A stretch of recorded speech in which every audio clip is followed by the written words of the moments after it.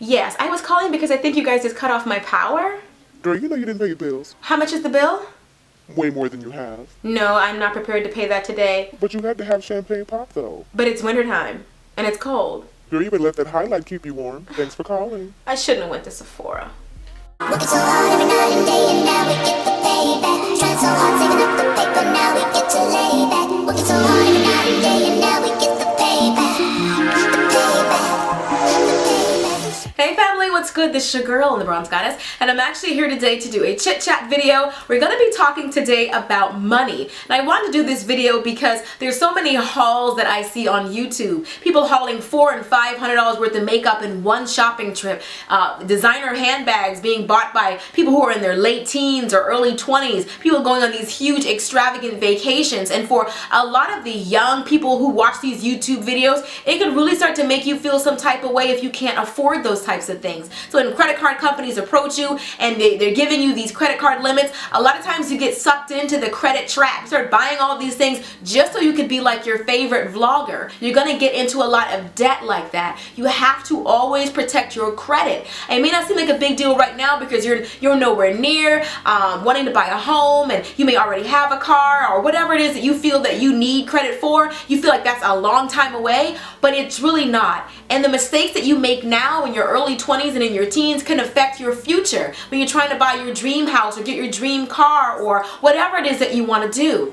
So number one thing that I want to tell you guys is to pull your credit. There are several companies out there that will do it for you for free, but the one that I can recommend to you that I personally use is a company called Credit Sesame. It is a free app. What I like about them is it's no credit card information, no banking information. When they say it's free, it is free. All you have to do is put in your information and they will give you your credit score, and they will also grade you. They'll give you a grade, letter grade A, B, C, D, or even an F, and they'll let you know why they gave you that grade. They'll give you a detailed credit report to let you know what is on your credit, because sometimes things show up on your credit that shouldn't even be there. That's happened to me in the past, where like I knew for a fact that I paid something off and it showed up on my credit, and I had to fax in a copy of my canceled check and a blacked out bank statement showing them that they actually did debit this money from me and that it was paid in full, and had to get things removed from my credit that weren't supposed to be there. If you're not actually looking at your credit, oftentimes you don't know what's on there. So what I like about Credit Sesame is they don't just give you the credit score, they give you tips and tricks and even different tools for you to improve that score. Say for example, if you are rated a grade B and it's because you have a creditor on there that you owe $400 to, they can recommend that you pay that creditor $100 a month for the next 4 months, and then your credit score could jump by this amount of points and you can go from a grade B to a grade A. Or if you have poor credit, it will tell you exactly what you can do and how you can do it to improve your credit. This is huge. Like I said, a lot of people don't have these types of money management conversations with young people, and they go out here and they make all of these mistakes, and then they're trying to buy their first house or their first car and they can't get what they want because they've made all of these mistakes. At some point, all of this bad spending, it catches up to you. So you definitely want to stay on top of it. If you want to find out more about Credit Sesame, I'll be sure to link them below so you guys can check them out. Another important thing that I think that young people need to be told, especially when it comes to money, how important it is to actually save money. Don't get me wrong, there's nothing wrong with treating yourself to splurge items and things like that. You work hard, you deserve to treat yourself, you want to buy a handbag or some shoes or whatever, but you also have to be putting some money away for a rainy day. You never know. If they say that the average American is only 1 or 2 paychecks away from being homeless. Because if you think about it like this, if you were to lose your job today, how long could you actually survive off of your existing savings? If you don't have enough money for next month's rent or your car note, if immediately you'd have to call somebody and borrow some money, or you'd have to move into a shelter, that's not enough of a savings. You can't get so caught up in this haul culture here on YouTube with people buying every single makeup palette that comes out, and you feel like you have to do that. That $50 or $60 a month could be going into your savings. Now that I talked about that a little bit, let's talk a little bit about me personally. You guys have been asking me for quite some time what exactly it is that I do to make money. I'm going to tell you about my financial philosophy, and then I'm going to tell you about that. My father had a business, a different type of business my entire life.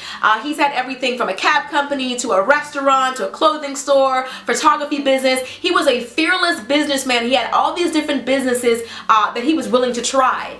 And he always raised my siblings and I to, number one, be an entrepreneur and work for yourself, and to number two, always have multiple streams of income.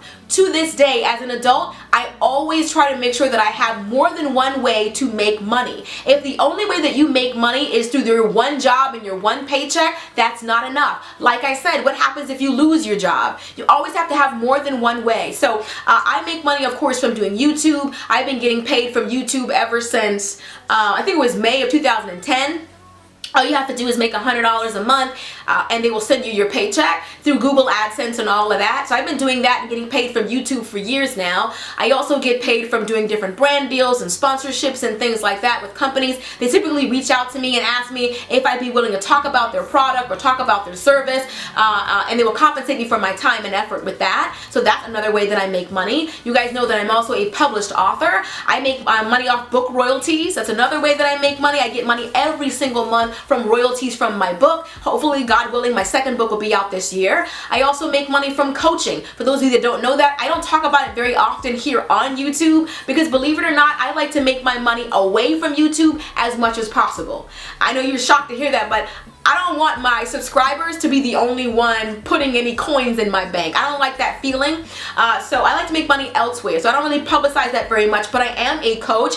I coached on everything from career development to, of course, love and relationships and things like that. Even social media and marketing and branding and things like that. I've coached on all those different types of areas, and I do have clients that I work with, whether it's Skype or whether it's phone consultations. That's what I do. That's a real big part of what I actually do as well.